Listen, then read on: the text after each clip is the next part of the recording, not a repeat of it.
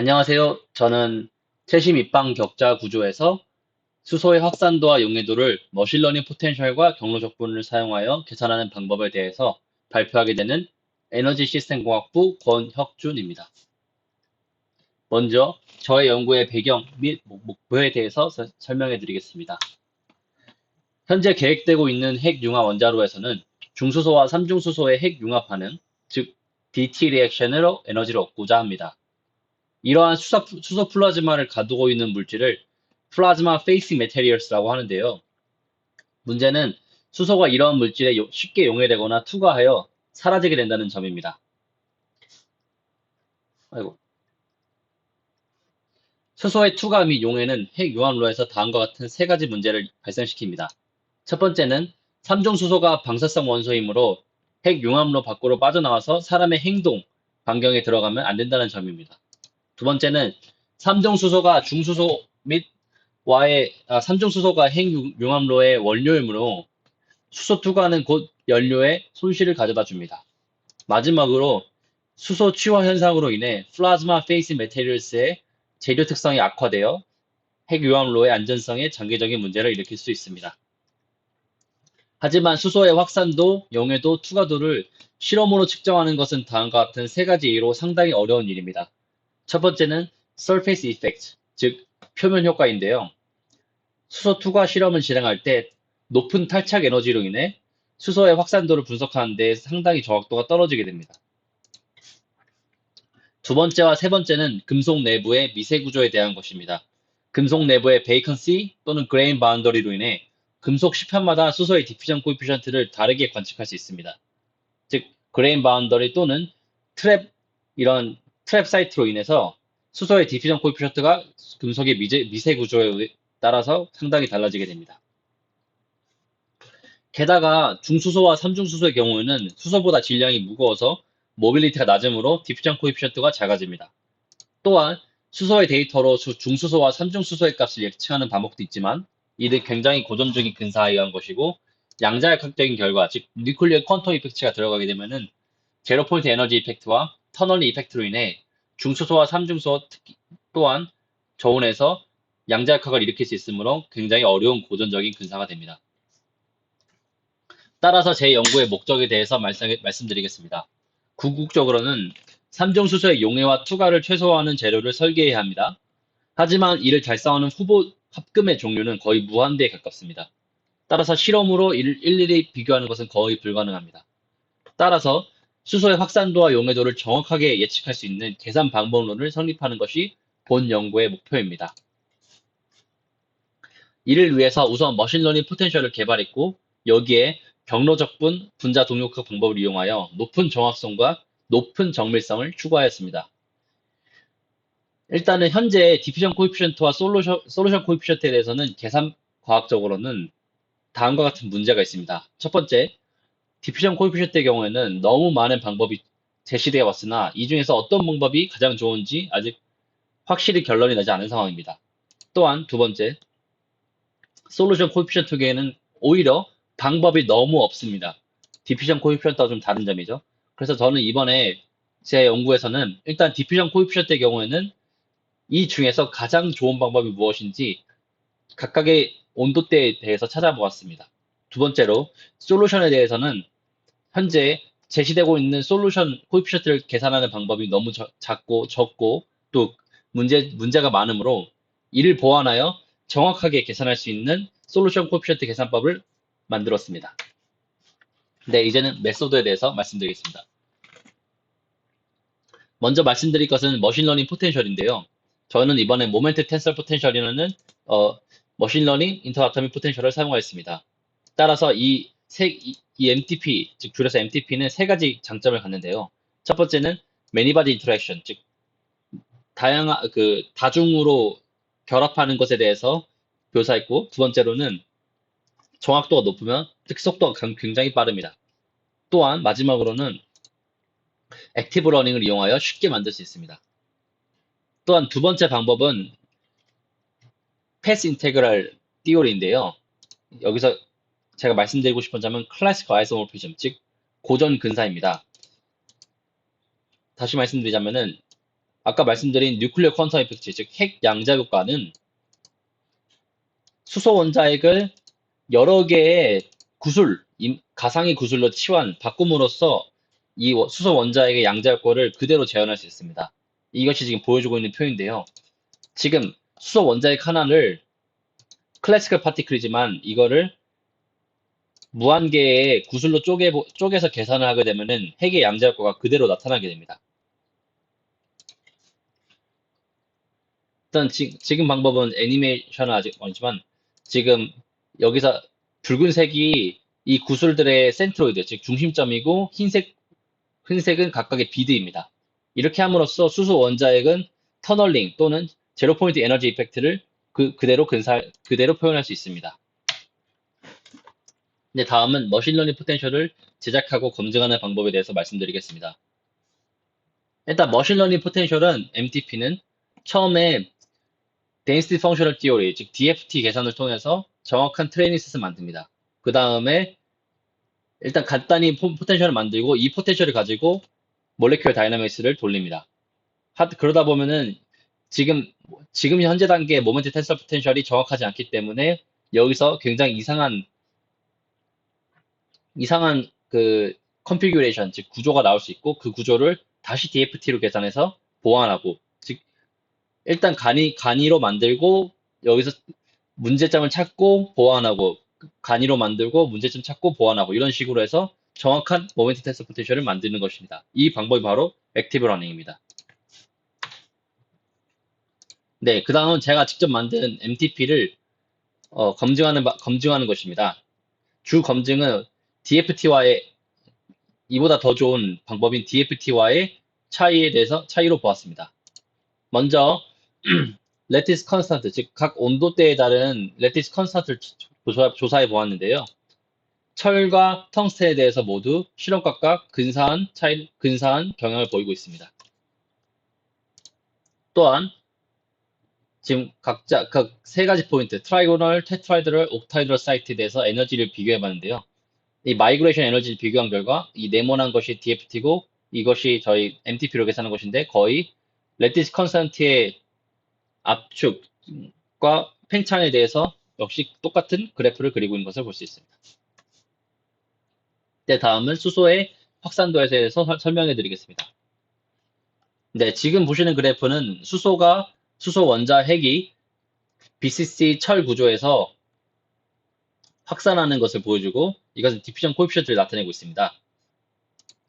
그래서 일단 첫 번째 말씀드릴 점은 500켈빈 이상에서 클래시컬한 MD하고 센트로이드 MD, 그쪽 이 두 가지는 패스 인테그럴 MD인데요. 클래시컬 MD와 패스 인테그럴 MD로 계산한 결과 두 결과가 모두 똑같은 것을 나타내고 있습니다. 이는 다시 말하면은 핵 양자 효과가 500켈빈 이상에서는 거의 미비하다는 것을 알 수 있습니다. 또한 500켈빈 이상에서는 지금 클래시컬 몰레큘러 다이나믹스는, 즉 고전적인 분자 동력학은 실험값과 아주 좋은 일치를 보이고 있습니다. 이것은 지금 아까 그래프에서 똑같이 하는데 일렉트로케미칼 방법을 이용하여 얻은 실험값을 과의 비교를 나타내고 있습니다. 이는 주로 250켈빈에서 350켈빈 사이인데요. 여기서 또 추가적으로 말씀드릴 점은 250켈빈에서 약 500켈빈 사이에 지금 이 일렉트로케미칼 방법을 얻은 실험값과 제 RPMD, CMD 계산값이 거의 일치하다는 점입니다. 크게 약 2배 정도 차이가 나는데, 사실 디퓨전 코에피션트 계산에서 2배 정도 차이는 엄청나게 작은 에러라고 보시면 됩니다.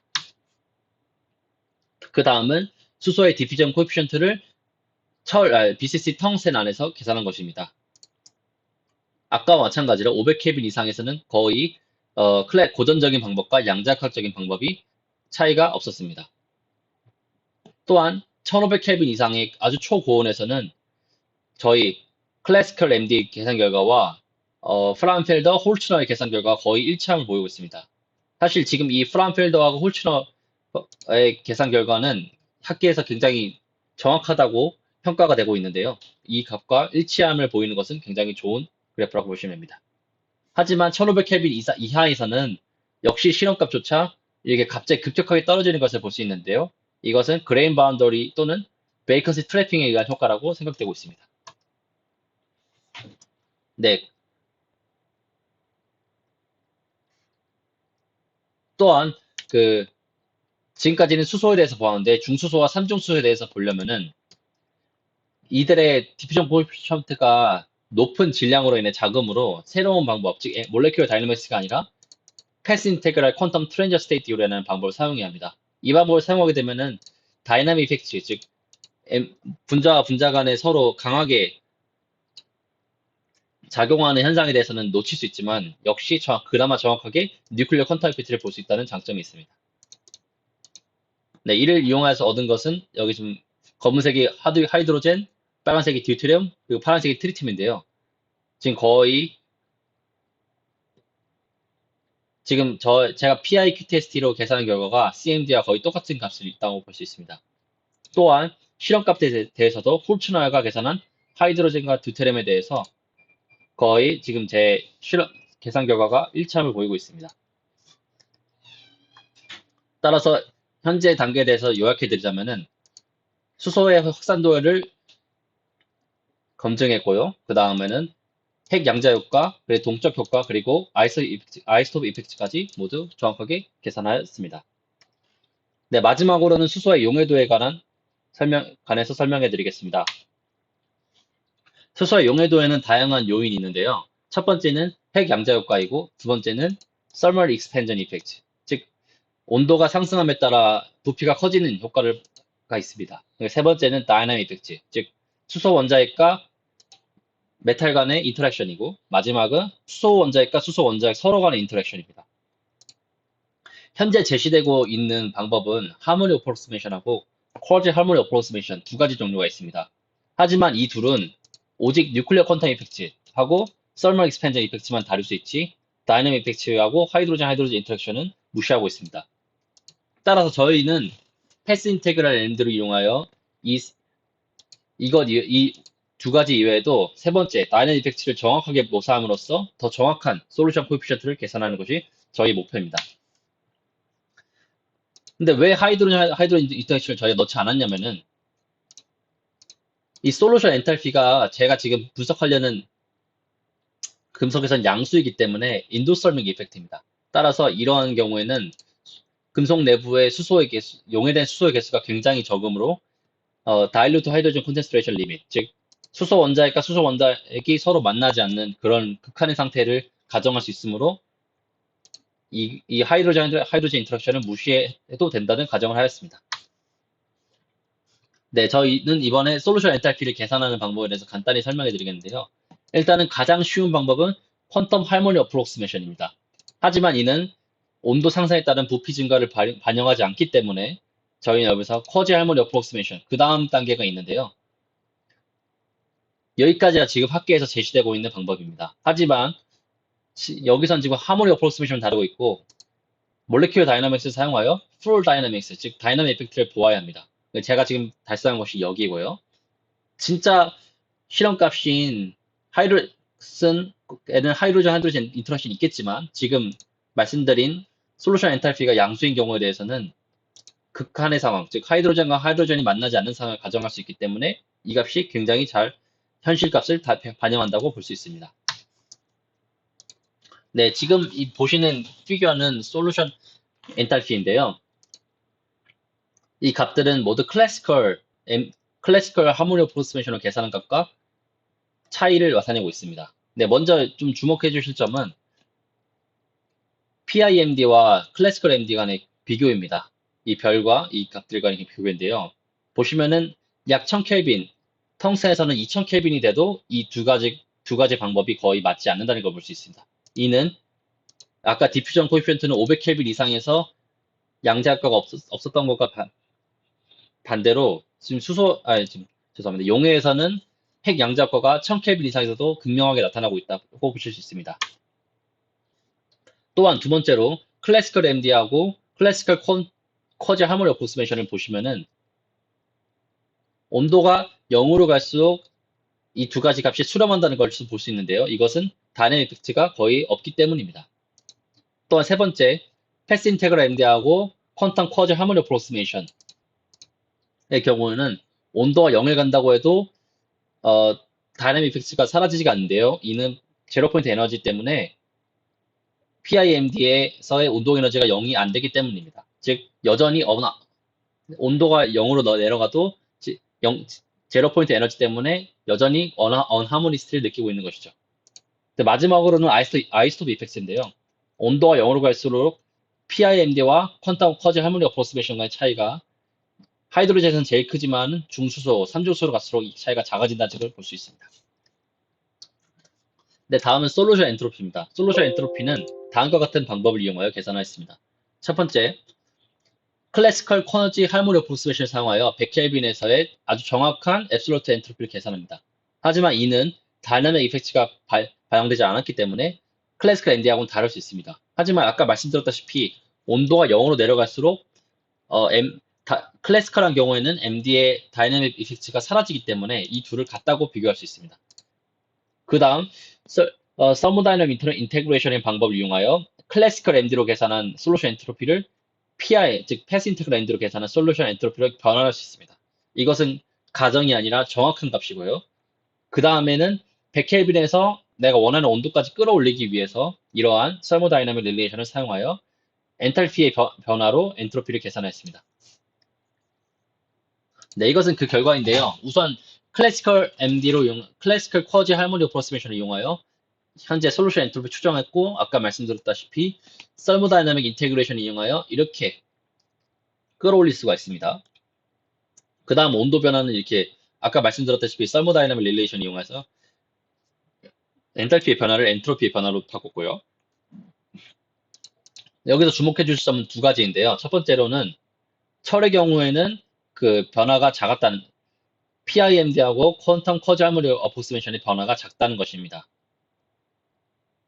여기서 좀 작지만 철에서는 굉장히 큽니다. 지금 굉장히 큰 거 보일 것이죠. 또한 이 트렌드조차 다릅니다. 이는 특히 철에서 다이내믹 이펙트가 굉장히 강했다는 것을 볼 수 있습니다. 또한 아이스토 이펙트의 경우에는 텅스텐에서는 500켈빈 이상으로 높아가면은 수소, 중수소, 삼중수소 간에 거의 차이가 없었지만은 지금 철에서는 굉장히 차이가 크다는 걸 볼 수 있습니다. 이는 뉴클리어 퀀텀 이펙트가 철에서 굉장히 크다는 것을 알 수 있습니다. 네, 다음 이제 결과적으로 솔로베이티에 대한 설명인데요. 먼저 PIMD와 퀀텀 커저얼 어프록시메이션과 차이가 굉장히 컸습니다. 이것은 다이내믹 이펙트하고 뉴클리어 퀀텀 이펙트가 서로 결합하면서 엄청 커졌기 때문인데요. 두 번째로 퀀텀 커저얼 어프록시메이션의 경우에는 수소가 메탈의 포노 인터랙션으로 디커플드 된 경우하고 커플드 된 경우를 비교했는데 지금 그 둘의 차이가 굉장히 컸습니다. 빨간색과 파란색인데요. 이는 지금 수소가 철 원자핵과 굉장히 강하게 인터랙션하고 있다고 보시면 됩니다. 또한 아이스토 이펙트의 경우에는 수소의 경우에 굉장히 컸지만 중수소와 삼중수소부터는 거의 차이가 없었습니다. 하지만 반대로 텅스텐에서는 지금 PIMD하고 퀀텀 커즈 할모니 어프로스메이션과의 차이가 거의 없습니다. 또한 아이스토 이펙트도 거의 없었고요. 이는 또한 마지막으로 퀀텀 커즈 할모니 어프로스메이션에서 수소 원자핵이 텅스텐 원자핵과 커플된 것 또는 디커플된 것의 차이가 거의 없었습니다. 이는 수소 원자핵이 텅스텐의 모션하고 거의 분리되어 있다는 뜻입니다. 마지막으로 이제 펄미어빌리티에 대해서는 설명인데요. 저희가 지금 계산한 것이 PIMD 펄미어빌리티인데 이것이 실험값과 굉장히 일치한다는 걸 볼 수 있습니다. 하지만 퀀텀 커즈 할모니 어프록시메이션과는 굉장히 다르죠. 아까 말씀드렸다시피 뉴클리어 퀀텀 이펙트하고 다이내믹 이펙트가 결합하면서 굉장히 전 영역에서 차이가 크게 나타났습니다. 따라서 퀀텀 커즈 할모니 어프로스메이션은 철에 사용하면 안 된다는 것을 알 수 있습니다. 반대로 텅스텐의 경우는 거의 둘의 차이가 미미했습니다. 약 1.5배 정도 차이가 났는데요. 이렇게 본다면은 퀀텀 커즈 할모니 어프로스메이션을 텅스텐의 경우에 사용해도 어느 정도의 오차만 감안한다면은 사용할 수 있다는 것을 뜻합니다.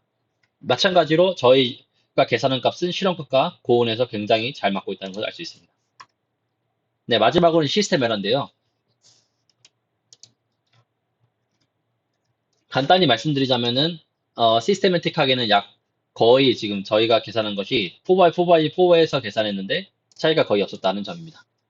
네, 그리고 하모니 어프로스메이션은 아까 말씀드렸다시피 철에서는 거의 나타나지가 않은, 철에서는 굉장히 어나머니시티가 심했는데 텅스에서는 어나머니시티가 거의 없었습니다. 이는 저희가 지금 001 플레인에서 하이드로젠의 디스트리뷰션을 계산한 건데, 하이드로젠이 지금 테트라이드럴 사이트에 강하게 트랩되지 않고 전 영역으로 지금 퍼져 있습니다. 철에서는. 그렇기 때문에 다이내믹 이펙트가 굉장히 크고, 이것으로 인해 그 퀀텀 커저널 어프로시메이션이 성립하지 않는 것입니다. 네, 이제 요약을 해드릴 건데요.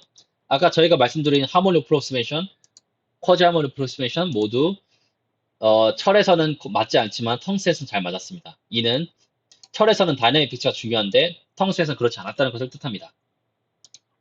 따라서 저희의 패스 인테그럴 MD 메소드를 이용하여 철에서의 수소의 확산도와 디퓨전 용해도를 정확하게 계산할 수 있다는 것을 뜻합니다. 또한 저희의 계산값은 실험값과 굉장히 잘 맞았고요. 반면에 퀀텀 커저널 어프로시메이션은 실험값과 잘 맞지가 않았습니다. 따라서 저희의 연구를 어떻게 사용할 수 있는지 말씀드리자면은, 제가 지금까지는 머신러닝 포텐셜을 개발했고 검증했습니다. 따라서 이거를 액티브 러닝을 이용하여 자동으로 만들 수 있습니다. 오토메이티드 프로세스죠. 그래서 오토메이티드 자동으로 MTP를 만들고, 이를 이용해서 하이드로젠의 확산도와 용해도를 자동으로 계산할 수 있고요. 만약 확산도가 너무 낮다면 아까 말씀드렸다시피 클래시컬 MD하고 패스 인테그럴 퀀텀 트랜저 스테이트를 두 개를 이용하여 이를 대체적으로 보완하여 계산할 수 있습니다. 결과적으로는 아까 말씀드린 세 가지 효과, 뉴클리어 퀀텀 이펙트, 다이내믹 이펙트, 그리고 아인슈타인 이펙트까지 정확하게 계산할 수 있고요.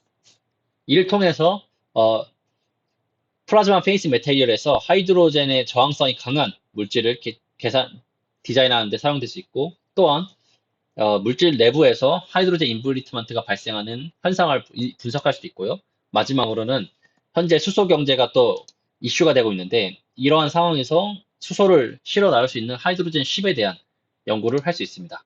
네, 감사합니다.